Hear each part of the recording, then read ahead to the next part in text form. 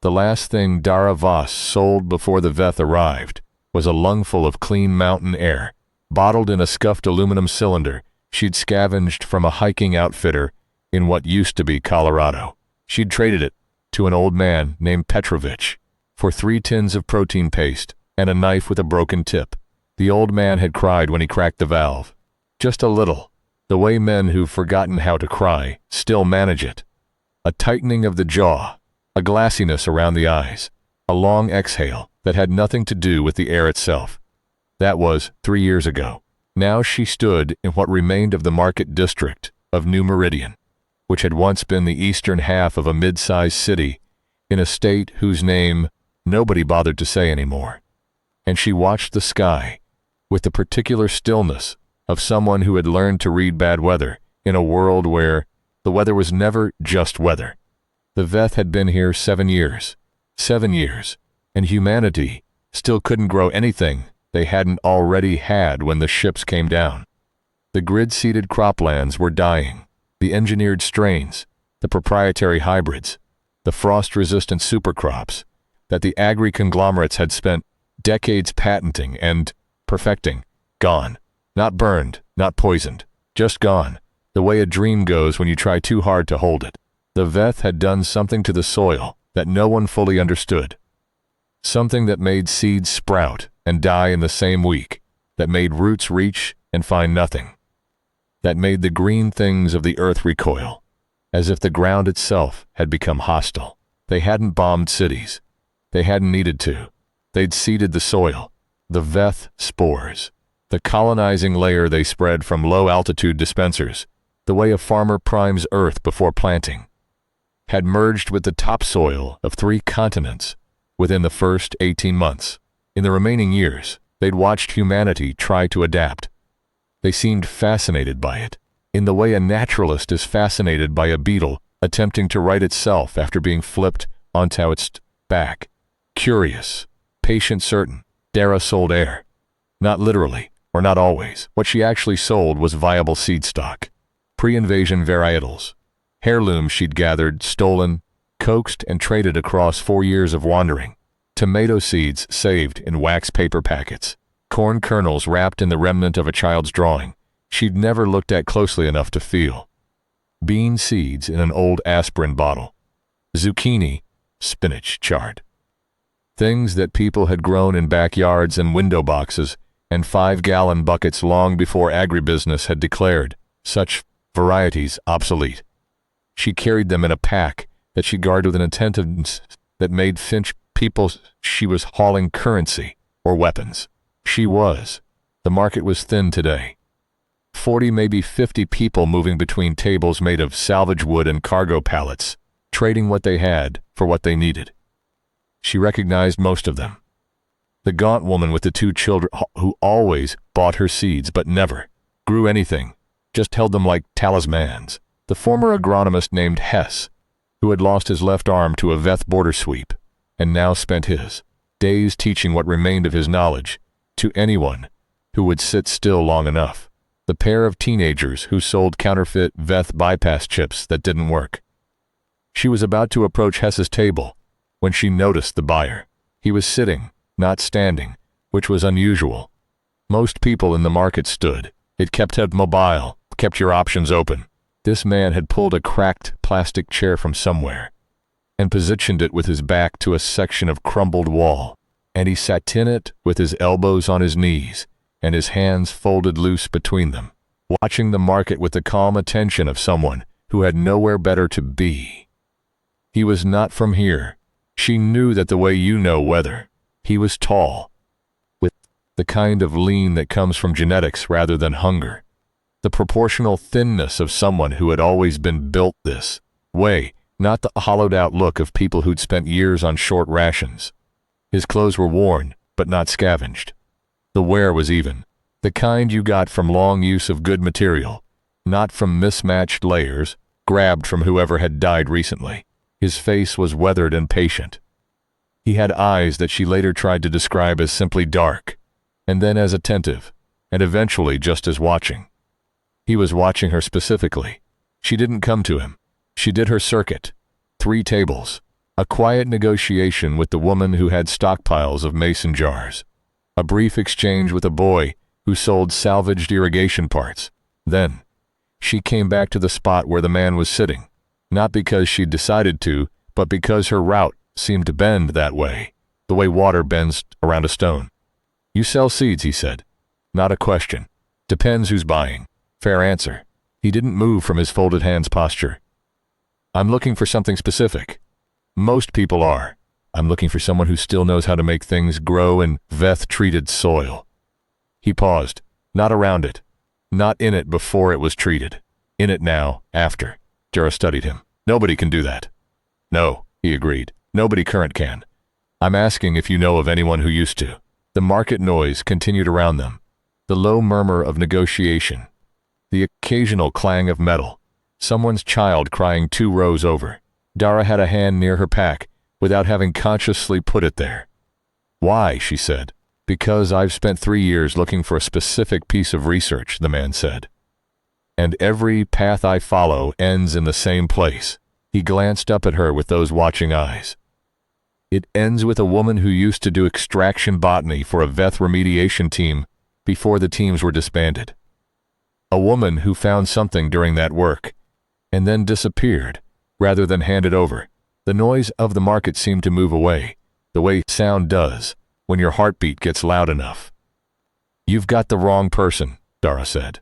"My name is Callum Reyes," the man said, as if she hadn't spoken.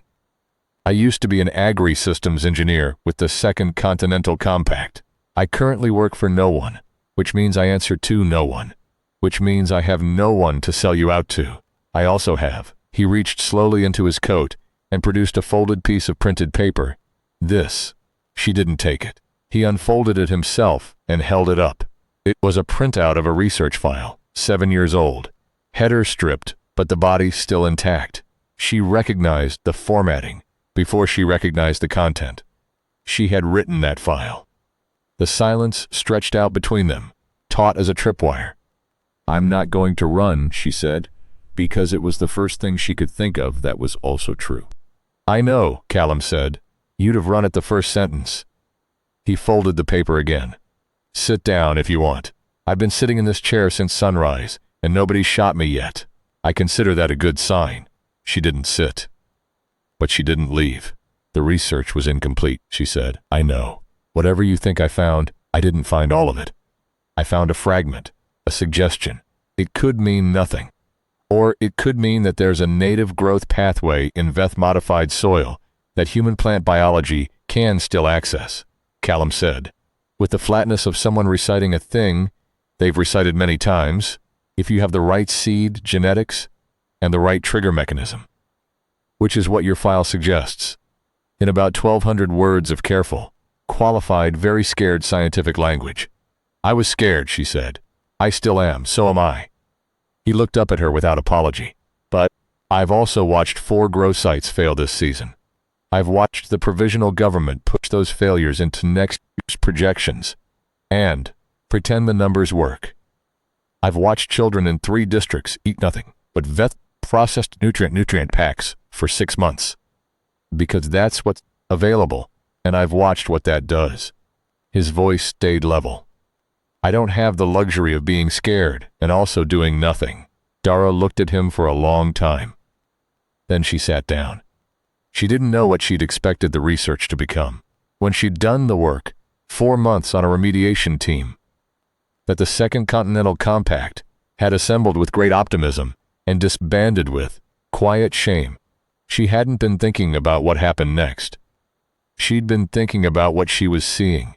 The way the Veth spore layer interacted with soil microbiota was unlike anything in the literature. The Veth weren't killing the soil. They were redirecting it, curating it, creating conditions for a specific kind of growth that served their own biology while excluding everything else. But the exclusion wasn't perfect. That was the thing she'd found, the gap in the seam. The Veth spore layer was optimized for efficiency. It was vast in scale, covering continental landmasses, and it had to be reproducible and consistent. That meant it worked through chemical signaling. It worked the way any monoculture works. by establishing a dominant signal so strong that competing signals couldn't get purchase. But the key word was competing. The signal wasn't toxic to competing biology. It was just louder. In theory, and her file had been careful to say theory approximately 9 times. If you could introduce a seed that expressed its own root signal chemistry at sufficient strength, the Veth layer might not recognize it as a competitor at all. It might treat it as background noise. Let it grow not because it was immune, but because it was speaking a language the Veth system wasn't designed to answer. The problem was that the seed genetics didn't exist, not in any current cultivar, not in any of the proprietary lines which had been engineered for yield and resistance and shelf life, not for root signal chemistry, because nobody had ever needed to engineer for that. The only plants that had ever expressed native root signal in those frequencies were varieties so old, so unmodified, so far off the edge of commercial agriculture that they'd nearly disappeared before the Veth even arrived. Heirlooms, old varieties, the things people had grown in backyards and forgotten about, the things she sold. She'd had a suspicion about it for 2 years, a feeling she'd refused to pursue because pursuing it would mean making herself findable, and being findable meant being found by people who wanted the information for reasons that had nothing to do with feeding anyone. The provisional government would use it as a bargaining chip with the Veth. The resistance cells would use it to grow a specific crop in a specific location for a specific tactical purpose. The corporates who were still somehow operating on the edges of the collapsed economy would patent whatever pathway she identified and lock it behind licensing walls while people starved. She'd kept moving. She'd kept selling seeds to people who mostly used them as talismans because there was comfort in possibility, and she'd kept doing the small work. The individual grow plots, the community soil tests, the quiet experiments in basements and rooftop containers, while the larger things sat in the back of her mind like a stone. She couldn't stop touching. "Show me what you know," she said to Callum. "Not the file, what you know." He did. He pulled out a battered notebook, actual paper, handwritten, and walked her through 3 years of fieldwork. Failed grow sites, and the specific ways they failed. Soil chemistry from 14 locations across 3 regions. Seed germination data. Partial successes, which were almost more damning than total failures, because they suggested that the mechanism existed, but couldn't be reliably triggered. A map, drawn in pencil, marking every location where someone had reported anomalous growth in Veth-modified soil. Plants that had no business surviving, that had survived anyway, not thriving, but present. Roots in contaminated earth, green above the gray. He'd annotated every anomaly. "These 3, she said, pointing. "These are all heritage varieties. The tomato is San Marzano, the corn is Bloody Butcher, the squash," she looked up. "Where did you get the squash data?" Woman in what used to be Vermont. She was growing it in a raised bed with about 6 inches of original topsoil, but the bed had a crack, and the roots had gone down into the treated layer below. She thought it was just surviving on the topsoil. I took a root sample. He turned a page. The roots below the treated layer boundary were metabolically active. Hidara looked at the root sample data for a long time. "You know what this means," she said. "It means your theory is right. It means my theory might be right. It means we have one data point and a framework, and about 100 ways it could still be wrong." She closed the notebook slowly. "It also means that, if I'm going to test this at any meaningful scale, I need to do it somewhere nobody is watching. I need soil data from at least 6 different treatment zones. I need..." She paused. "I need Hess." Callum glanced toward the agronomist's table. The man with one arm. He did soil microbiome work before the invasion. Published stuff, real stuff, and he's been collecting data from the local grow failures. For the past 2 years, I know he has. I've seen his notebooks. She stood. He's also stubborn and paranoid, and he won't talk to you until he trusts you, which takes approximately 6 months. We don't have 6 months. No, she agreed. But you have me, and he trusts me slightly. The negotiation with Hesse took 2 hours, and a significant portion of Dara's seed stock, and it ended not with agreement, but with a grudging willingness to participate, which was the closest Hess got to enthusiasm. He came with conditions. He insisted on being told everything. He insisted on independent verification of Callum's data. He insisted that if this went anywhere, his name was on the research. Your name is on the research, Dara told him. My living name, Hess said. Not my posthumous name, that too. They found a location 3 days later. An abandoned greenhouse complex 10 kilometers outside the city. Its glass long since broken out. Its infrastructure intact enough to matter. The owner was dead. Nobody was using it.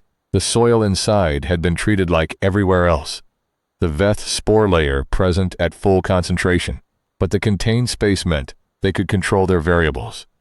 They began with 12 cultivars. The first week was failure, not dramatic failure, no explosions, no catastrophic rot, no sign that the seeds had noticed the spores at all, just seeds that germinated and then stopped. The seedlings reaching some invisible threshold and going still, as if they'd run into a wall they couldn't see. Root signal is too weak, Dara said.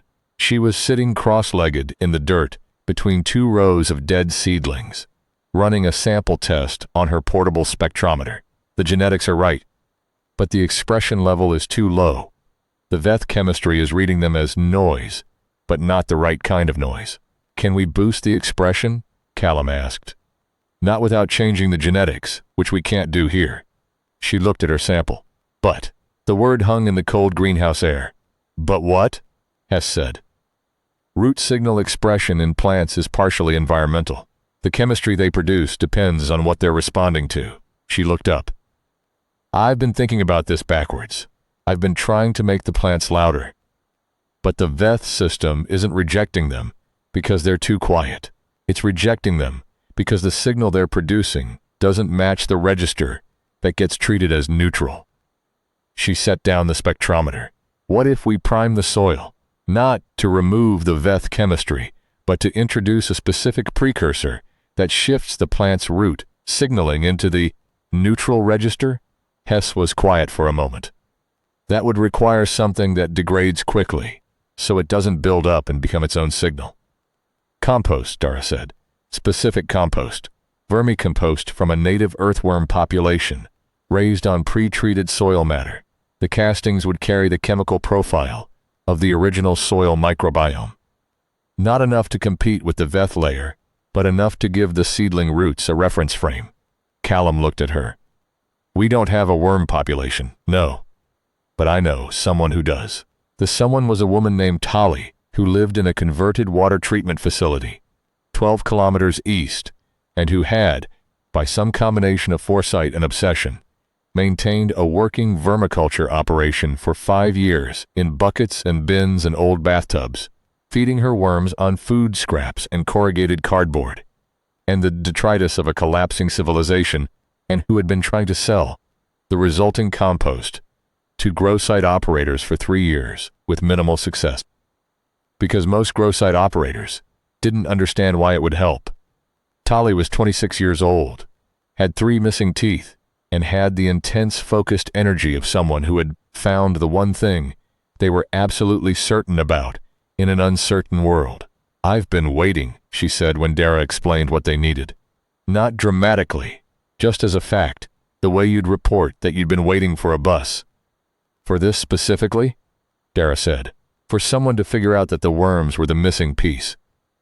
Tali pulled a bin off a shelf and opened it, and the rich smell of living earth hit them like a physical thing, dark and complex and alive, completely unlike the flat chemical smell that came off Veth-treated soil. How much do you need? They took 400 kilograms over 2 trips. The second planting was different. Not immediately, not dramatically. The seedlings that came up looked like seedlings, undistinguished, reaching for a sky they couldn't see through the broken greenhouse frame. But at the 5-day mark, Dara pulled a root sample and looked at it under the field microscope for a long time without speaking. What? Callum said. The root hairs are developing mycorrhizal attachments. She moved the slide. In Veth-treated soil, mycorrhizal networks don't form. The spore layer disrupts the fungal communication chemistry. She stopped. These are forming, not at full density, not normal, but forming. Hess leaned over her shoulder and looked for a while. Then he sat back. He was quiet for a long time.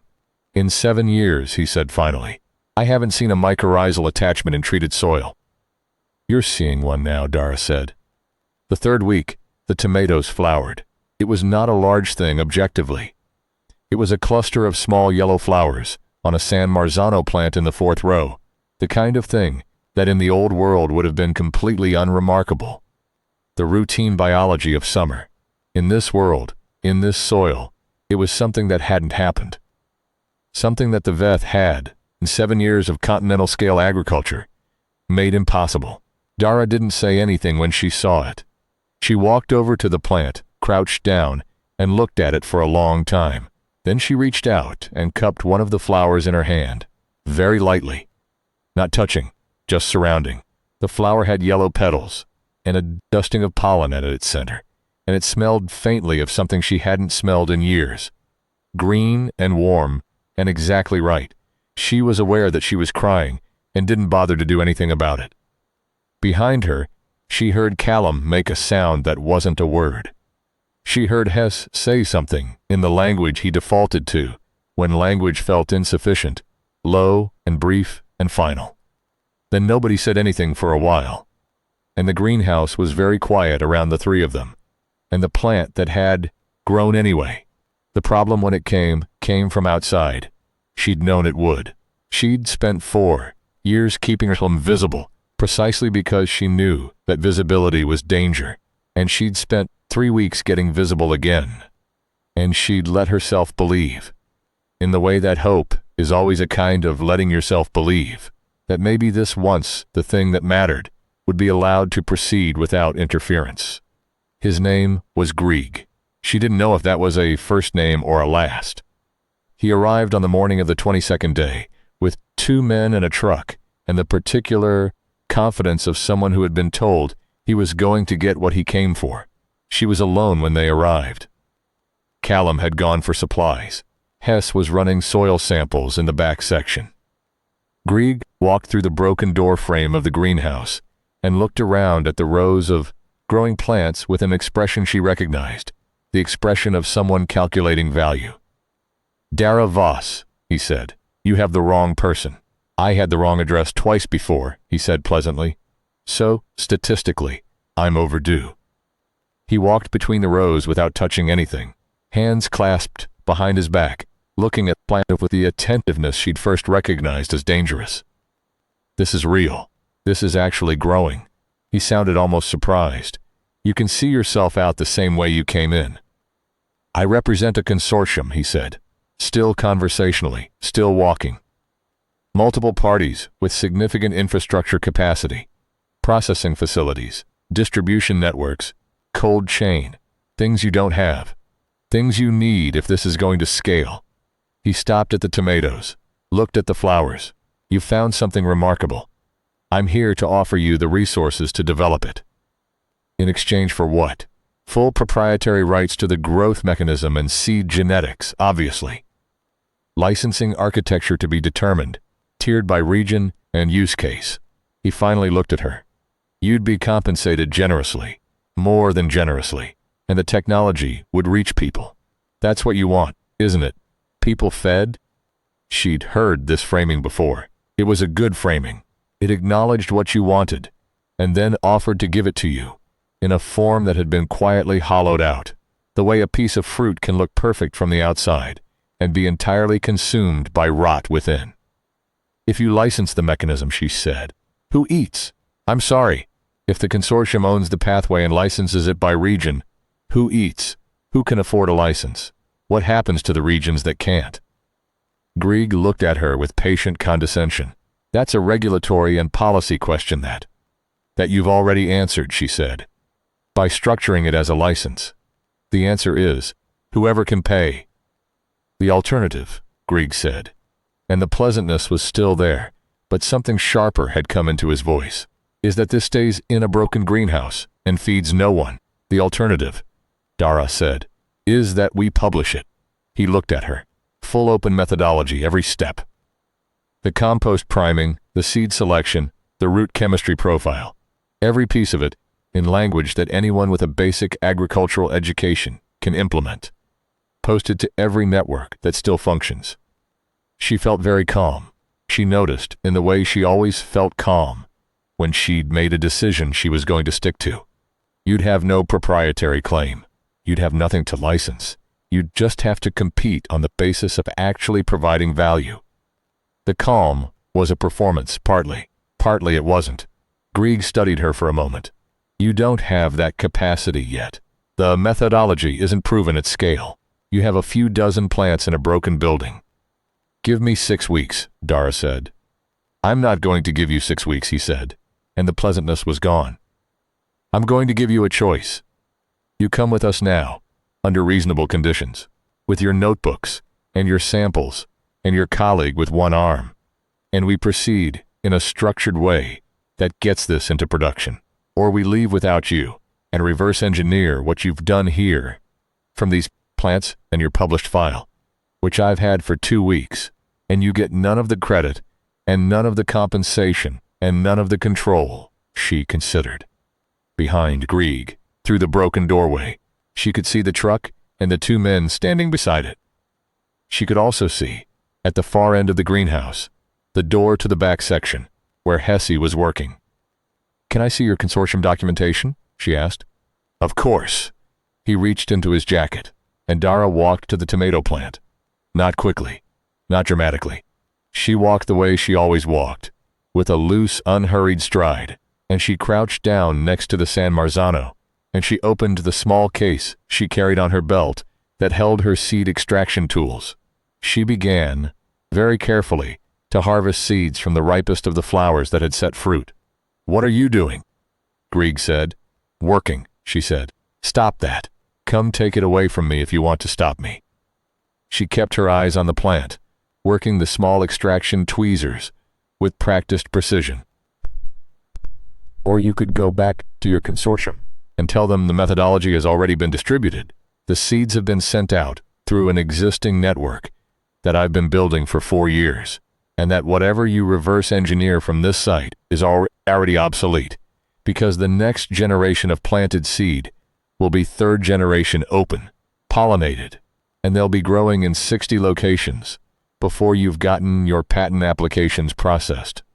She was lying about 60 locations. She was not lying about the network. She had spent 4 years building it. 1 person at a time, 1 seed packet at a time, 1 careful conversation in a market, or a basement, or a burned-out community garden. She had not told those people what she was building.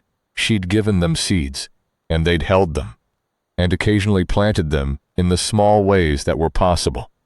And they'd waited, the way people wait, when they believe that the thing they're waiting for might someday exist. Grieg stood in the greenhouse and looked at her, and she kept working, and the silence was the sound of a man recalculating.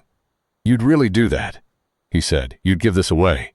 Yes, people like me will just find ways to control access anyway. You know that. Some of you will try. She capped the seed vial and reached for another cluster of flowers. But there are more of me than there are of you, and the seeds will be in the ground. You can't unlive food. She looked up at him. That's the thing about plants. Once they're growing, they're growing. It was not that he left gracefully. He didn't. He made arguments, and then he made threats, and then the threats circled back to arguments. And Callum came back with supplies, somewhere in the middle of this, and stood in the greenhouse, doorway watching nothing, with his hands loose at his sides, and fists doing the very particular expression of a man deciding whether to intervene. Dara gave him a slight head movement that meant wait, and he waited. Grieg left. His men left. The truck left. Hesse emerged from the back section 20 minutes later, looked at Callum, looked at the empty doorway, looked at Dara. I heard, he said. I know. 60 locations, he said. Approximately 60, she said. How many actually? 11, possibly 12. One of them is in a city I haven't been able to reach for 8 months, and I don't know if a person is still there. Hess absorbed this. You told him 60. I did. He was quiet for a moment. Then something in his face shifted. Not quite a smile, in the way that people who've forgotten how to smile still manage the movement. A settling, a slight unclenching. "We should verify the methodology," he said. "Document it cleanly, then we distribute." "Tonight," Dara said. "Tonight," he agreed. The documentation took 4 days. Not because it was complicated. The methodology was, at its core, beautifully simple. The kind of simple that only seems obvious after you've understood it. But because they were meticulous, and because Hesse insisted on running a complete second trial in parallel while they wrote, so that they had 2 data sets and could note the variability honestly. Honesty about variability was, he said, the difference between a research document and a sales pitch. Callum handled the distribution. He had built over 3 years of looking for Dara's trail, his own kind of network. Not seed recipients, but communications nodes, people with functional equipment and the will to share what came through it. He had been building this network the way Dara had been building hers, each of them moving toward the same point from different directions. The document went out on the morning of the 26th day, 12 pages of plain methodology, seed selection criteria, compost priming ratios, planting schedules and depth guidelines, root chemistry monitoring, with improvised field testing protocols for people who didn't have spectroscopy equipment. Everything. Freely reproducible. No restrictions on distribution. Dara had written the opening paragraph herself and revised it 4 times, and then written it again differently and revised that twice more, and then gone back to the 3rd revision, which read, "This is what we found. It is not finished, and it is not perfect. And there are conditions under which it may not work, which we have tried to document honestly, but it works often enough that we believe it should be in as many hands as possible, because the hands that are waiting for it are very numerous, and the time is very short, and the seeds are ready."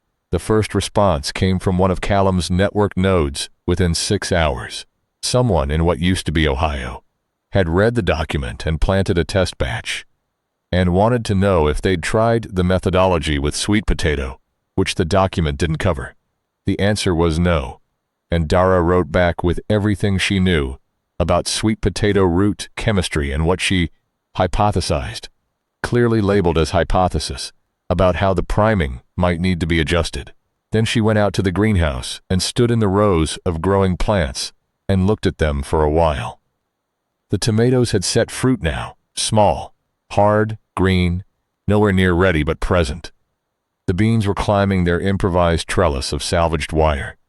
The corn was at knee height, which was not remarkable, except that it was standing in soil that had been pronounced dead by 2 continental scientific bodies and 3 provisional government assessment teams, and it was knee height, and it was green.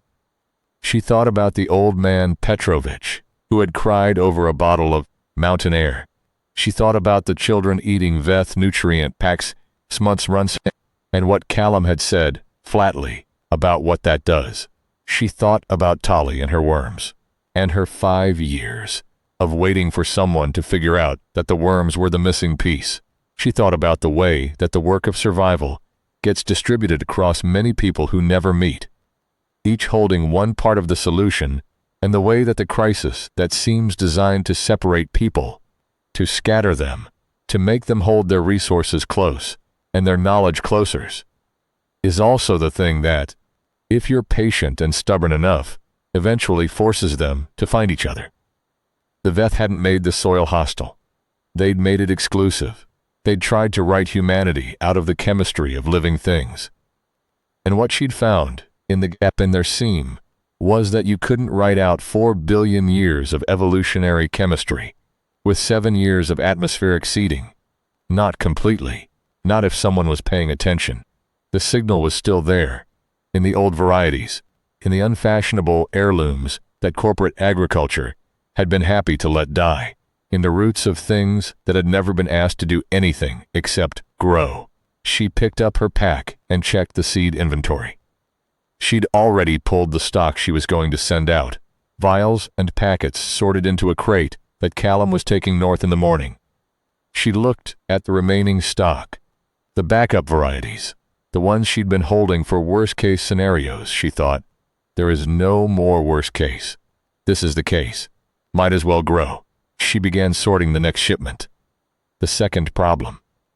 She'd always known there would be a second problem, because there was always a second problem, was the Veth themselves. She'd thought about them constantly throughout the work, the way you think about weather. They were always present and never addressed, the frame within which everything else happened. In 7 years of occupation, they had not communicated anything to humanity beyond the initial broadcast, which had been recorded and translated and argued over in 1,000 papers and 2 provisional government briefings. A statement that the planet's biological resources had been assessed and designated for development, and that any species capable of comprehending this message should understand the following. The following had been 12 dense paragraphs of what the translation teams eventually summarized as, "Your prior claim is noted and is insufficient. The Veth were not hostile in the way that a development project is not hostile. They were not genocidal in the way that a flood is not genocidal. They were proceeding according to a plan. And the plan didn't require humanity's absence, just humanity's compliance. Humanity was not complying in the way that a weed is not complying when it grows in the wrong place." Dara had thought a great deal about the weed framing. The thing about weeds is that they grow in the wrong place from the perspective of the gardener. From the weed's perspective, there is no wrong place.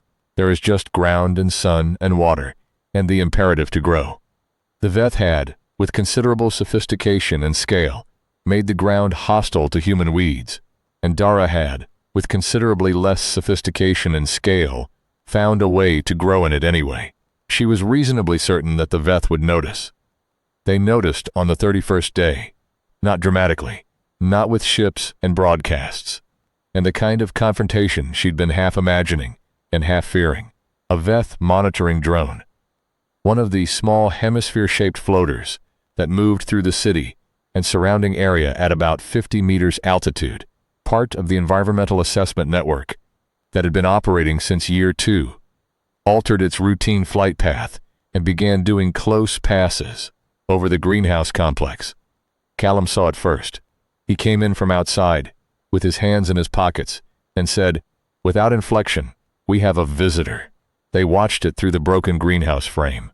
It moved in slow arcs, descending slightly each pass, its underside sensors, or what they assumed were sensors, the small dark panels that caught light at certain angles, oriented downward. It wasn't doing anything active. It was just looking. "What do we do?" Hess said. "Keep working," Dara said. "If they decide this is a problem, then they decide that." She went back to her planting schedule. "We keep working." The drone stayed in the area for 6 hours. Then it left. 2 days later, a second drone appeared and ran the same pattern. Left after 4 hours. On the 38th day, something different happened. Dara was doing morning checks, water levels, root samples, the small daily inventory of growth and failure that she'd been running since the beginning, when she became aware of a change in the light outside. Not dramatic. Just a change. The kind of thing your peripheral vision registers before your conscious attention catches up. She went to the broken doorway and looked out.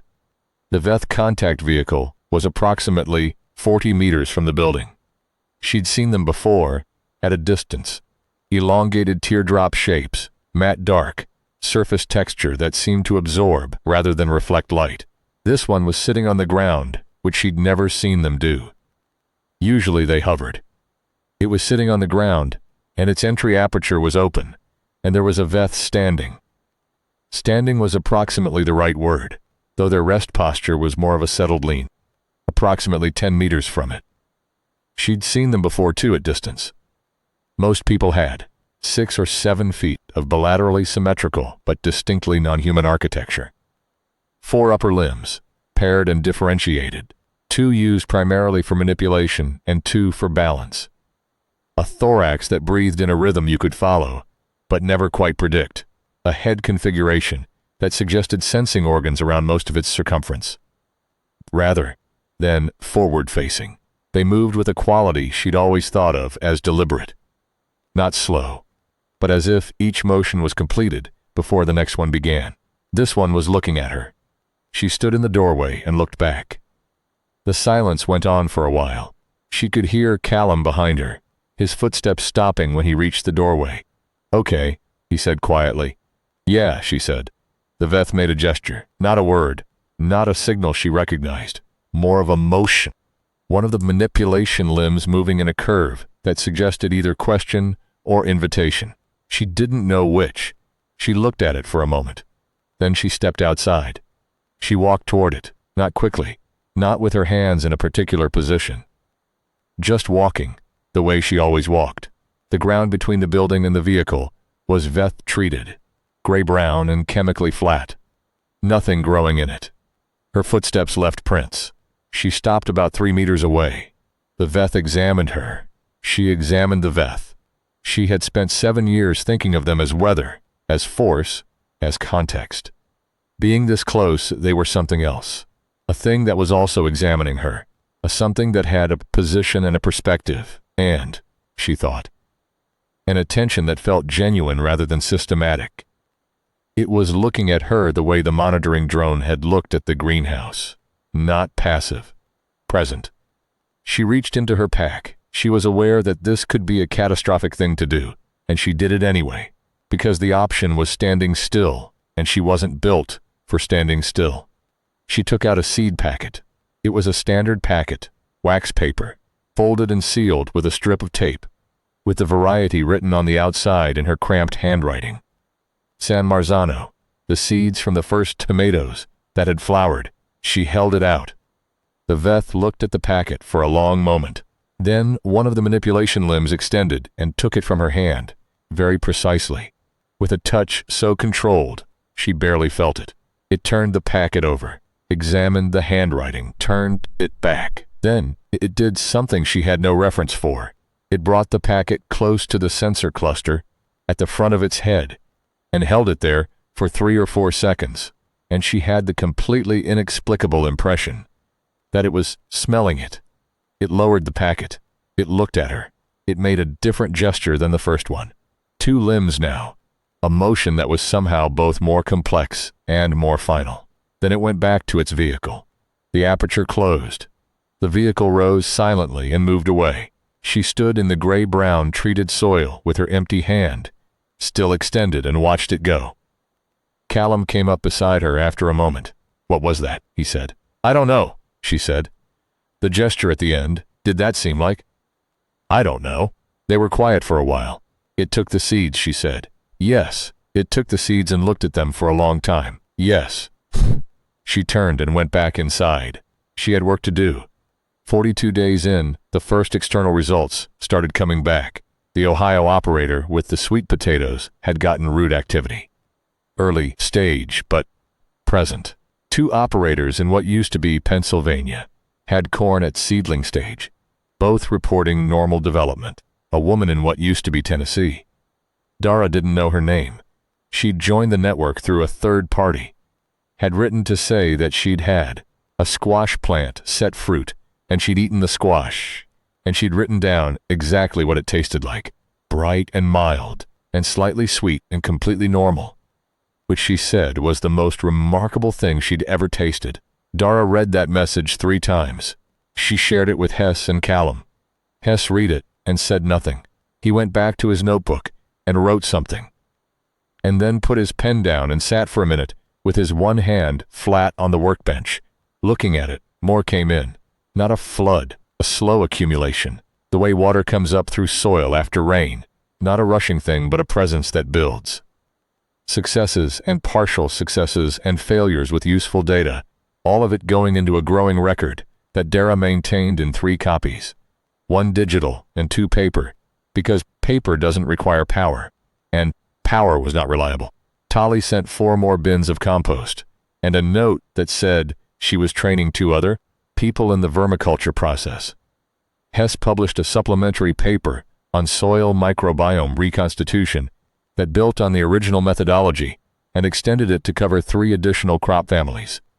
The Veth drone came back on the 53rd day. Same patterns. Same slow arcs. Same descending approach. Dara watched it from inside the greenhouse and thought about the packet of seeds and the gesture she hadn't been able to interpret. On the 58th day, she went outside and stood in the treated soil next to the greenhouse and waited. Nothing came that day. On the 61st day, she was doing a late afternoon check when the change in light came again. The vehicle settled onto the ground in the same spot as before. The same Veth. She thought it was the same one. Though she couldn't be certain, the identifying features were subtle to her eye, came out and stood the same 10 meters away. She went out and walked to the same 3-meter distance. The Veth opened one of its manipulation limbs. In it was the seed packet she had given it 53 days ago, and it was open, and the seeds were gone. She looked at the empty packet for a long time. The Veth made a gesture she didn't recognize. Then it made another one, and she thought she might have seen this one before. In the monitoring footage she'd watched, in the recordings the provisional government had distributed of the original contact, a sweeping motion that the translation teams had provisionally flagged as indicative of scale, of extent, of something large. She reached into her pack again. She had brought 3 packets this time. She held them out. The Veth took them. The touch was the same, precise, controlled, so light she barely felt it. It looked at the packets. It looked at her. It made the same final gesture as the last time, the 2-limbed complex motion she hadn't been able to read, and went back to its vehicle. Callum had been watching from the doorway again. When she came back in, he looked at her with an expression she didn't know how to name. They planted them, she said. The first seeds. We don't know that. The packet was empty. They could have. Why keep the packet, she said. They kept the packet. They brought it back. They showed me it was empty. She went to the workbench and sat down. They planted them. The silence had a different quality now. If they planted them in Veth-treated soil, Callum said slowly, and they grew. Then the Veth know the mechanism works. She looked at him. They've always known everything works that they allow to work. That's not the point. She paused, ordering her thoughts. The point is they came back. They showed me the empty packet. She stopped. That's communication, Hess said from across the room. He hadn't turned from his workbench. That's communication, she agreed. It wasn't resolution. She was careful, in her own mind, and in everything she said to the others, not to name it as resolution, because resolution was a kind of closure, and this was not that. It was a data point in a very long study. It was a finding that needed verification and replication and very careful interpretation. It was a thing that might mean something enormous, or might mean something much smaller, and the only way to know was to keep doing the work and see what happened. But she would be lying if she said it didn't matter. In the evening, after Callum had gone to check the communications nodes, and Hess was doing final samples, she walked the rows of plants. The tomatoes were red now, several clusters of them. Genuinely, actually red, in a range of sizes from the top of the plant to the larger ones that had set earlier. She picked one. Not the biggest, not the most perfect, a middle one, slightly misshapen, the way tomatoes that haven't been engineered for uniformity tend to be, and held it in her hand. It was warm from the greenhouse's residual heat. She bit into it. The taste was. She'd been trying to prepare for this, had been trying to manage her expectations, had told herself it would be good, but that she was also carrying too much freight to assess it objectively. The taste was right. Not optimal, not what a food scientist would have designed. Just right. Summer ripe and slightly acid and sweet in the back of the throat, with the specific complexity of something that had grown at its own pace, and on its own terms in defiance of a planet that had been declared unsuitable. She ate the whole tomato, standing in the row, and then she stood there for a while, with the stem in her fingers. She'd thought about the old man crying over clean air. She'd thought about Tali waiting in her worm facility for someone to figure out she was the missing piece. She thought about the Veth on the edge of the treated soil with the empty packet, and the gesture she couldn't read, and the 3 new packets they'd taken. she thought. We are still here. We are still growing. You cannot write us out. Then she went to check on the beans. The methodology document had been replicated and reposted across 11 different networks by the end of the 68th day. Hess' supplementary paper had 17 attributed citations in secondary documents that had been written and distributed by other people in the 6 weeks since publication, which he found, she thought, more moving than any of the Grow results. He kept the list, printed on a single sheet of paper, folded into his notebook. She found out about Vermont on day 70. The woman there. Her name was Sable, which Dara hadn't known, having communicated with her only through intermediaries, had been maintaining the sweet potato bed with the cracked container and the roots in treated soil for 5 years. She had a small holding of about a quarter hectare. She had access to an original soil microbiome through a peat deposit that predated VETH treatment by sufficient depth to still be viable. She had, in the 6 weeks since the methodology document reached her, planted 200 square meters of open ground using the compost priming protocol. She sent photographs. They were taken on a phone with a cracked screen, slightly overexposed, framed by someone without particular photographic training. In them, you could see green, not hedged and contained and growing in a repurposed greenhouse, but open field green, rows of it, running to the edge of the frame. Real rows in real ground with real sky above, and the plants were knee-high and healthy and not dying. Dara looked at the photographs for a long time. She shared them with Callum and Hess. Callum didn't say anything.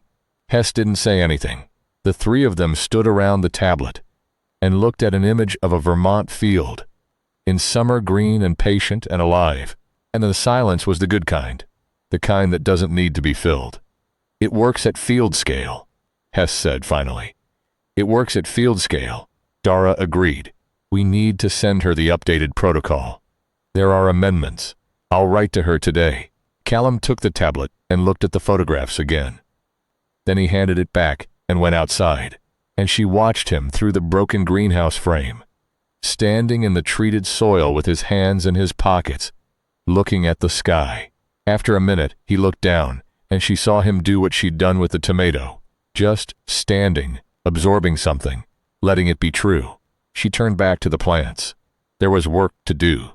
There was, she thought, going to be work to do for a very long time, and she found that she was comfortable with this, that the prospect of long and difficult work was not the grim prospect it might have seemed from a distance. It was a purpose. It was a direction. It was the specific comfort of knowing that what you were doing was the thing that needed doing, and that you were the person who knew how. The VETH had come to a planet and found it full of growing things, and had done what they knew how to do, which was to shape the growing toward their own purposes. They were good at what they knew. They had numbers and scale and time, and a comprehension of soil chemistry that humanity was only beginning to map. But they had, in their efficiency, made an assumption. They had assumed that the things they couldn't see couldn't matter. The unfashionable, the marginal, the unhybridized and unpatented, the varieties that commercial agriculture had quietly permitted to become irrelevant, the seeds in wax paper packets, traded by a woman who didn't advertise.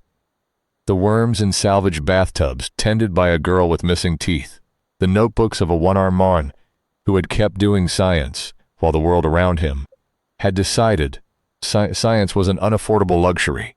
The VETH had written humanity out of the chemistry of the living world, and humanity had written itself back in. Not through force, not through armament, not through the kind of dramatic confrontation that made for clean stories, through patience and stubbornness, and the specific human refusal to accept that the way things are is the way things have to be, through 4 years of carrying seeds across a dead landscape to people who held them like talismans, not yet knowing why, through a woman in Vermont who had been growing sweet potatoes in a cracked container for 5 years and had never stopped doing it, through the decision, made without fanfare, by 3 people in a broken greenhouse, to figure it out and then give it away. The tomatoes were coming in steadily now. She filled a basket while the light lasted. On the 73rd day, the provisional government sent a representative to the greenhouse. He was polite and young, and clearly uncomfortable with the informal conditions, and he carried a document that offered formal recognition and integration into the Provisional Agricultural Development Program with resources and oversight and a formal research designation. Dara read the document carefully. "Is the methodology still free to distribute?" she asked. "The document is already distributed," he said, with the particular note in his voice of someone stating a problem they hadn't yet found a solution to. "Is it still free to distribute?" she said again. He consulted his notes. "That would be a matter for yes or no," she said. He was quiet for a moment. "The provisional government has no legal mechanism to restrict the distribution of a document that has already been publicly released and replicated. So yes. Legally yes, in the seed stock, the varieties we've identified as viable in treated soil, those can be grown by anyone with the methodology. There are discussions underway about seed licensing. Those discussions are not with me," she said, "because I don't hold a license and I'm not going to. If you want to put your resources and infrastructure behind this work, I'll work with you. If you want to put licensing architecture around it, we'll have nothing to talk about." She looked at him steadily. "The plants are growing either way. I just want to make sure it's clear that the plants are growing either way." He went back with a set of conditions and a follow-up meeting scheduled. The follow-up meeting produced, after 2 weeks and 4 more meetings, a formal agreement that did not include licensing restrictions on the basic methodology. She was not naive about what this meant. It meant that for now, in these specific conditions, with this specific provisional structure, the mechanism was protected. It didn't mean it would stay that way. It meant the work continued. And the work included not just growing things, but making sure the growing stayed possible. She had always known this. She had been doing this for 4 years. She would keep doing it. On the 81st day, she got a message from a contact in what used to be Central America. The message said that the priming protocol had been successfully adapted for tropical soil profiles with amendments that the contact detailed, and that 3 families were currently growing in treated soil, and that the first harvest was 4 weeks out. She replied with the amendments to the amendments. Then she went outside and stood in the treated soil, which was still treated and still gray-brown and still chemically flat within 3 meters of the greenhouse, but which was 10 meters further out, beginning to show something that she'd been monitoring for a week and hadn't said anything about, because she'd needed to be sure. She was sure now. In the treated soil, 10 meters from the building, there was a faint greening, not from her plants, not from anything she'd seeded, just a faint greening, a biological tint to the gray-brown. The way soil looks when it's carrying something living at the microbial level, the way the start of something looks before it becomes the thing it's going to become. She took a sample and ran it through the spectrometer. The Veth soil chemistry was present. It was dominant, but it was not quite alone. In the microbial profile, very faint, at the edge of the detectable range, there was activity. Not her activity, something else, something native, something pre-treatment, something that had gone quiet and was very slowly beginning to respond. She sat down in the dirt. She sat there for a long time, in the gray-brown ground with its ghost of green, with the treated soil pressing the familiar chemical flatness against her palms. And she thought it was always there, the whole time, just waiting for the signal. The seed packet she'd given the Veth had been empty when they brought it back. She thought about that. She thought about 3 more packets gone the same way, somewhere. She thought about what it meant that they had kept the first packet and returned it. The gesture she'd read as communication. She thought, maybe we're both figuring out what the other one is. She thought, maybe that's how this goes, eventually. Not resolution, just 2 things learning to exist in the same chemistry. She picked up a handful of the gray-brown soil and let it fall through her fingers. She went back to work. The week after Grieg's visit She made a list. She did this the way she did most things, quietly, without announcing it, sitting at the workbench in the hour before Callum and Hess arrived in the morning, in the pale, early light that came through the broken greenhouse panes and fell in long rectangles across the dirt floor. She made a list of every person she'd traded seeds to in the past 4 years, every name she remembered, and the handful of names she'd forgotten but could describe. The man with the blue cart in what used to be Pittsburgh, the 2 sisters from the farming cooperative, who'd found her in a parking lot in the rain and asked very careful questions, the teenagers in New Meridian who'd traded her a functional water filter for a packet of dry beans, the old man Petrovich. She didn't know where Petrovich was. She hadn't known where he was the day after their trade. That was the nature of the network. It was not a structure, not an organization, just a pattern of exchange, and the people in it moved through the world independently and often invisibly. And some of them she would never find again, but some of them were findable. She counted 41 names or partial descriptions, 41 people who had seeds she'd given them, many of which were the heritage varieties she'd identified as viable. Seeds she'd given them before she knew they were viable, when she'd given them because she'd thought they deserved to exist, rather than because she'd known what they could do. She began writing letters, not asking for anything specific. Just, here is what we found. Here is how it works. Here is what you might have in your hands already. Here is how to try.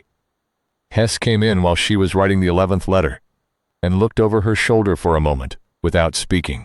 "Do you want help with the methodology section?" he said. "The language needs to be simple," she said. "Not simplified. Simple. The kind of simple that comes from understanding something well enough to explain it without jargon." "I know the difference." He sat down across the bench. "Let me write the methodology section." She let him. He wrote it in 2 hours, clear and precise and exact, with the particular authority of someone who had spent 3 decades explaining complicated things to people who needed to understand them quickly.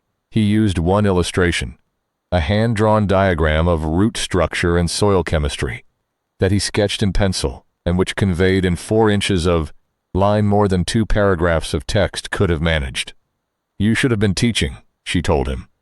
"I was teaching," he said. "I taught for 6 years before the invasion.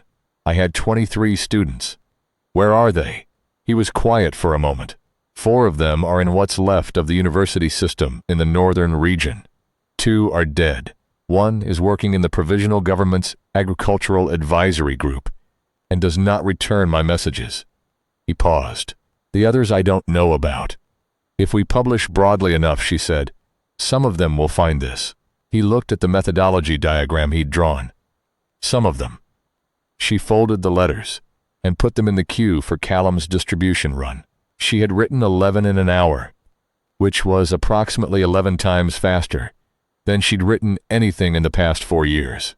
And she thought about that, about the way things that feel impossible condense, under the right conditions, into the doable, about the way that urgency, when it comes from hope instead of fear, feels different in the body.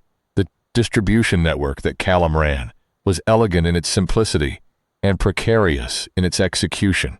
He had 17 nodes, people with functioning communication equipment, and the judgment to use it carefully, spread across a radius of about 300 kilometers.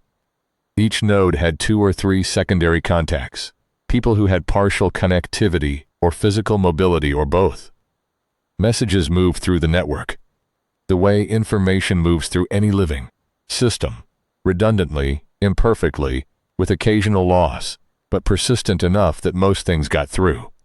He'd been building it, he told her one evening, since the first year, before he'd known what he was building it for. "I thought it was for intelligence," he said. "Military information, Veth patrol routes, resource locations, safe corridors." He was doing the small mechanical work of charging battery packs, hands busy while he talked. Then the compact disbanded, and there was no military to send intelligence to. "I kept the network because I didn't know what else to do with it." "You kept it because you knew it would be useful," she said. "I didn't know that. You did not know it, she said. He looked at her. You kept it, she said. The way I kept collecting seeds even after the grow site started failing. Not because I had a plan. Because I couldn't make myself stop. He was quiet for a moment. You don't strike me as the kind of person who does things without a reason. The reason is that stopping feels like giving up, and giving up feels like dying, she said. I don't think that counts as a plan. It counts as something, Callum said. Hess had overheard this from across the room and said, without looking up, it counts as exactly the thing that makes humans difficult to eliminate, for what it's worth. Callum looked at her. That's the most hopeful thing he said in 3 weeks, she said. I heard that, Hess said. The 43rd day brought rain. Real rain, not the chemical-laced precipitate that fell over certain Veth-dense areas. Ordinary water rain, the kind that smelled like nothing unusual, and fell in irregular patterns, and pooled in the ruts in the ground outside the greenhouse. Dara stood in the open doorway and watched it fall for a while. The sound of it, on the broken glass frame of the greenhouse roof, was irregular and complex. 1,000 small impacts that together made something close to music. She thought about the word verdant and couldn't remember where she'd first heard it. Some book from before. The world had been full of verdant things, and people had not noticed much, because that was the nature of abundance. You lived inside it, without registering it until it was gone, and then its absence was a shape you were always trying to fill. She held her hand out into the rain and let it wet her palm. Callum came and stood beside her. In the old agri-systems data, he said, the optimal rainfall schedule for the heritage tomato varieties requires a minimum of 30 millimeters per week during fruit development. Are you tracking rainfall now? I'm tracking everything, he said. I'm a systems engineer. It's compulsive. What's the current weekly average? 34 millimeters. A pause.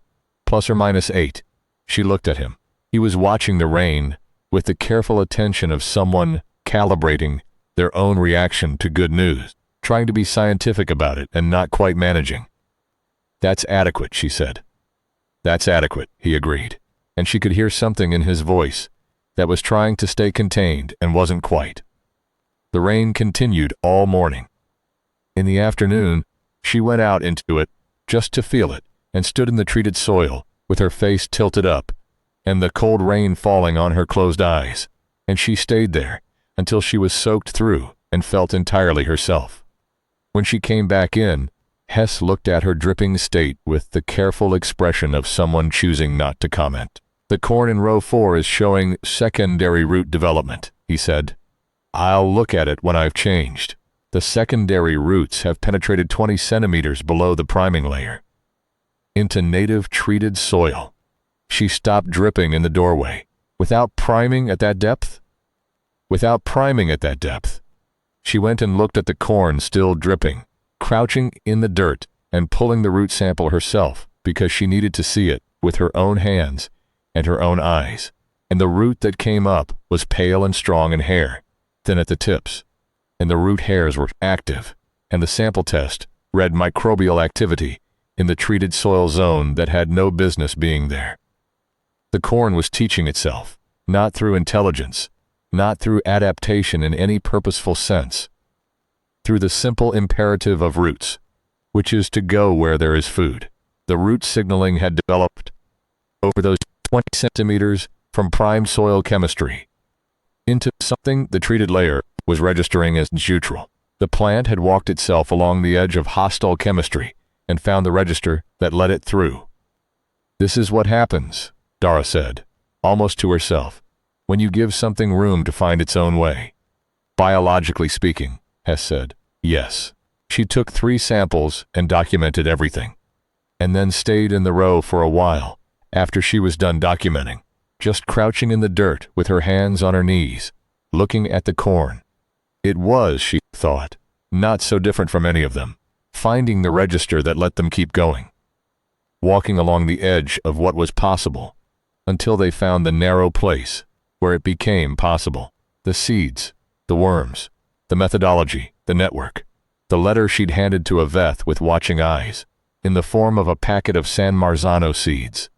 All of it was the same thing: finding the register that let you through. On the 49th day, a runner came from New Meridian with two things: a message from someone in the Provisional Government's Agriculture Division who wanted to talk, and a package from Tali that turned out to be a small ceramic pot containing a cutting with pale green leaves that Tali had labeled "Mystery Survivor, found in treated soil, SW Quadrant." The plant was alive and healthy, and Dara couldn't immediately identify it, which was, in the current state of the world, extremely interesting. She put the ceramic pot on the workbench under the best light source they had and looked at it for several minutes. "I don't know what you are," she said. She would learn it. She wrote back to Tali, "More details on the location. Photographs if possible. I need root samples when you can get them." Tali replied in 2 days, "Here are photographs. Here are root samples. Also, I've been seeing more of these in the SW quadrant. They seem to be spreading from a central point. Here is a hand-drawn map. Also, I think the mystery plant might be what my grandmother called vinca. Vinca. A ground cover. Old, common, nearly indestructible. One of those plants that landscape designers had used for decades, precisely because it tolerated terrible conditions and refused to be discouraged. Dara had not included it in her original methodology research because she'd been focused on food crops. She'd been thinking about what people needed to eat.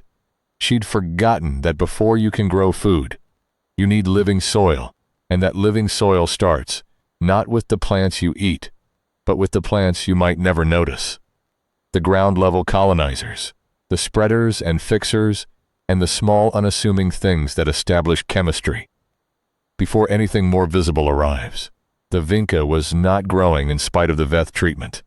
It was growing in and through it, not as a resistant species, but as a pioneer, establishing the microbial conditions that would make the next thing possible, the way pioneer species always have, the way life has always worked, advancing in waves from the least vulnerable toward the most. She wrote to Hess, "I think we've been thinking about this backwards." He read her notes and sat with them for a while. Then he said, "I think you're right. I think the compost priming was providing artificially what the pioneer species provide naturally. The vinca is doing what the worm castings did, establishing the intermediate chemistry. If it's spreading on its own, then it doesn't need us," she said. "It does need us," he said, "to protect it, to encourage it, to make sure it's given room." He looked at the ceramic pot on the workbench. Assistance is not the same as necessity. We're useful, even if we're not essential. "That's a good way to exist," she said. "It's the best way," he said. She wrote a supplementary note to the methodology document that afternoon. Pioneer species and native colonizers. What to look for, how to encourage them, how to read their presence as an indicator. It was 3 pages, and she wrote it quickly, the way you write something when you've been thinking about it for a long time, without knowing you were thinking about it. It was, she thought, the most important thing she'd written. Not the mechanism, not the root chemistry analysis. This, pay attention to the small things, the things that are already growing. They are trying to tell you what the soil can do.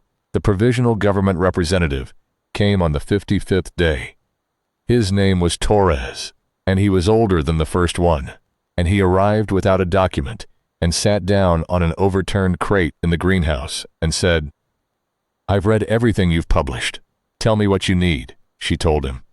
Infrastructure, specifically. The ability to move compost materials at scale. The ability to get the methodology to agricultural operators in regions that weren't connected to her network. The ability to establish collection points for heritage seed varieties that were still in people's possession without having been identified as viable. A communication channel that could reach the Provisional Advisory Group's agronomists who had resources she didn't, and no licensing, no proprietary claims on the base methodology. Resources in exchange for information freely given. Open exchange. Torres listened. He took notes, actually took notes on a small pad by hand. "The advisory group," he said, "has been told that the seed licensing question is settled. It is not settled. There are parties within the provisional government who will attempt to revisit it. I know, she said. I'm telling you because you should know, he said. Not to frighten you, because you should be prepared. What's the best preparation? He looked at her for a moment. The same one you've already been using. More distribution, more replication. The more sites it exists in, the harder it is to control. He paused. You're not a naive person, you know this. I know it, she said. I just wanted to hear it from someone in the room where those decisions are made. He nodded once. I'm in that room, he said. I'm telling you, don't slow down. She didn't. By day 90, the external network had 43 confirmed grow sites in 11 regions. Sable's Vermont field had an additional 300 square meters under cultivation. The contact in Central America had hit first harvest. Squash and beans, enough for the 3 families and a surplus that they'd distributed to 8 nearby households. 8 nearby households. Dara wrote it down. She wrote down every number, every location, every name she had. She kept the record the way you keep something you might need to prove, but also the way you keep something you need to look at sometimes, to remember that it's real. She was at the workbench going through correspondence when Callum came in from outside and stopped in the doorway. Come see, he said. She followed him out. The greening she'd been monitoring had progressed, in a roughly circular area, centered about 12 meters from the greenhouse. Not her plants, not her intervention, just the treated soil responding to something she hadn't caused. The gray-brown had given way to a color that was, tentatively, with all appropriate scientific caution, green. It was small. It was not a field, not a meadow, not a transformed landscape. It was a patch of returning life the size of a kitchen table, in soil that had been declared dead for 7 years. She looked at it for a long time. The Veth chemistry is still there, she said. Yes, Callum said. This isn't immunity. This is coexistence. Yes. She thought about the gesture she couldn't read. She thought about the empty packet and the return of it. She thought about a Veth who had stood 10 meters away and had accepted seeds from her hand and had been careful enough in the taking that she barely felt the touch. We need more data, she said. Always, Callum said. Always. She walked to the edge of the green patch and crouched down. The plants that were coming up were small and unidentifiable at this stage. Just seedlings, a half-inch high, pale green, reaching. She didn't recognize the species. That was fine. She would learn it. She took a soil sample. She thought, kneeling there in the treated dirt, with the sample kit in her hands, about a conversation she'd had with Callum 3 nights earlier. He'd found her outside after dark, sitting on the low wall near the greenhouse door, looking at the sky.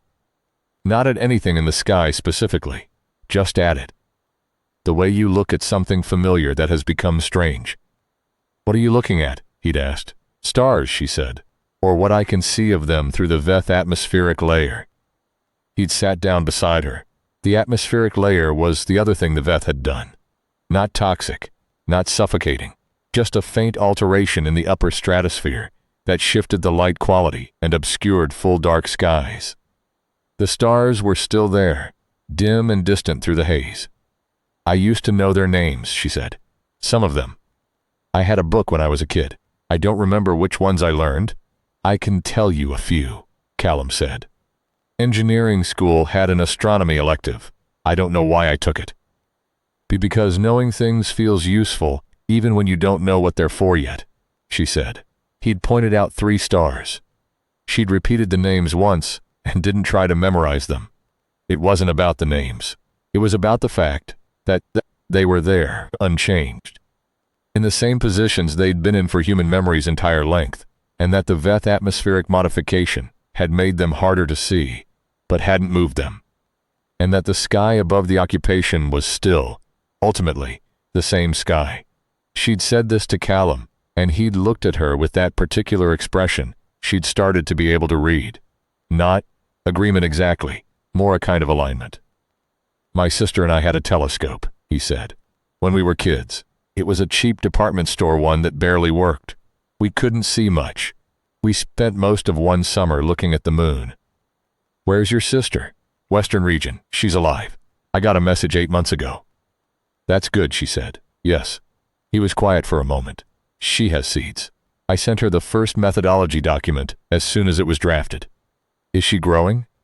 She's trying, he said. She says the compost priming ratio needs adjustment for her soil type. I sent her Hess's supplementary amendments. Tell her to try a 40% reduction in the priming volume, Dara said. And space the applications 2 weeks apart instead of one. Western region soil profiles have a different to base pH. Callum looked at her. You've never been to the Western region. I've had seeds from there, she said, and I've been paying attention. He'd written the note to his sister, and she'd thought about that all the next day. About the fact that the methodology had already moved through a family connection, the most ancient of networks, and was going to be tested in a specific soil type by a specific woman in the Western region, and that the result of that test would come back through Callum and she would adjust the document, and someone else would try with the adjusted version, and the document would improve. That was how it had always worked. Not a single breakthrough moment. An accumulation. On the 82nd day, she had a conversation with someone she hadn't expected to speak to. The message came through the network node, run by a former soil scientist named Okafor in the northern region. Flagged as unusual, she read it twice before she called Callum over. The message was from a Veth-adjacent communication point. Not from the Veth directly, but from the network of human translators and interpreters, who maintained the thin, formal channel between the provisional government and the Veth administrative presence. Those channels had been built in year 2 and were used primarily for resource management communications, the bureaucratic coordination of two species that found themselves occupying the same territory. They were not used for scientific exchange. This message was different. The translator, a woman named Briggs, who had spent 5 years developing what she described, with careful professional neutrality, as working fluency in Veth visual gestural communication, wrote that she had been asked by her Veth counterpart in the communication channel to relay a query. The query was about the seeds, not in those words. The Veth communication was, by Briggs' description, a compound gesture sequence that she had translated as best she could, with the caveat that visual gestural translation was inherently imprecise, as something along the lines of the small reproductive vessels, the ones provided at the growth site, the ones that express the neutral register. Is there a larger quantity available? Is the exchange reciprocal? Dara read the translation 4 times. Is the exchange reciprocal? She sat with this. They're asking to trade, Callum said. That's what it looks like. Trade what? What do the Veth have that we? He stopped. He looked at her. Soil data. Soil data, she said. They've been running environmental assessment on this planet for 7 years. They have the complete chemical profile of every treatment zone on 3 continents. If they shared that, we could identify every location where the priming protocol needs adjustment before we try it, Hess said. He had come over from his workbench, without either of them noticing, pulled by the conversation. We could map the entire treatment gradient across the continental landmasses. We could tell every operator exactly what adjustments to make for their specific conditions before they plant a single seed. That would take years off the timeline, Callum said. Decades, Hess said. They were quiet. Right back to Briggs, Dara said. Tell her, yes, the exchange is reciprocal. Ask what format they prefer for the seed delivery, and what format we should expect for the soil data. The negotiations, if that was the word, and it felt like a word that was simultaneously too large and too small, took 11 days. They moved through Briggs, who handled the translation with what Dara could only read, through the careful professional neutrality of her messages, as a kind of suppressed awe. The Veth were precise in their specifications. They wanted seeds from 37 specific cultivars, including several that Dara had to reach into her deepest reserves to fulfill. In return, they would provide what Briggs translated as the complete biological assessment record of the planetary surface, segmented by region, formatted in the standard scientific notation that their translation teams had establishing as mutually legible. 37 cultivars, Hess said when she showed him the list. He read through it. Then he read through it again. They've done their own assessment. They know exactly which ones carry the neutral register. Yes, she said, they've known. They've known, she agreed. They've been watching it for, she stopped. Since we started, Callum said. Since the first flowers on the San Marzano, she said. Or earlier. The drones. They were running their own assessment, while we were running ours. And they waited, Hess said. They watched us figure it out. And then they came back. The question this raised, the enormous, uncomfortable, world-altering question, was why, not in a hostile sense. Not in the way that question had been asked for 7 years. In the form of why are they doing this to us? In the more complex sense, why does the Veth system require food crops to express the neutral register at all? Why build an exclusion mechanism with a gap in it? Was the gap intentional? Was it oversight? Was the Veth soil chemistry designed to eventually give way to coexisting biology? And the whole 7 years of apparent elimination, a different kind of process than it had looked like from inside it? She didn't know. She didn't have the framework to answer the question. She had, she thought, the beginning of a way to ask it, which was the seeds she was going to send, and the data she was going to receive, and the long, patient work of using both. The soil data arrived in the format Briggs had described, segmented by region, notation that was partially familiar and partially not, requiring 3 days of work from Hess, and 2 of Callum's network contacts with scientific backgrounds to make fully legible. When they had it translated, they laid it out in sections across the workbench and the dirt floor, paper after paper, and looked at it. It was the most comprehensive soil survey in human history. Every treatment zone, every concentration gradient, every variable in the Veth spore chemistry across 3 continents and 7 years of application, the geographic distribution of treatment intensity, and the specific variations in the neutral register threshold by location. With this, they could tell every operator in the network exactly what priming ratio they needed before they planted. With this, they could take the methodology from a general principle to a precise prescription. Not approximately, exactly. Dara stood at the edge of the paper-covered floor and looked at it. It's a map, she said. It's a map of how to feed the world, Hess said. It's a map of how to start, she said. The rest is the work. She thought about the gesture she couldn't read, from the Veth, who had come to the greenhouse twice. She thought about the empty seed packet, returned. She thought about, is the exchange reciprocal, which in any language was a question, and also, depending on how you answered it, the beginning of something. She picked up the first section of the soil data and went to the workbench. She started matching it to the grow site data from the network, section by section, region by region.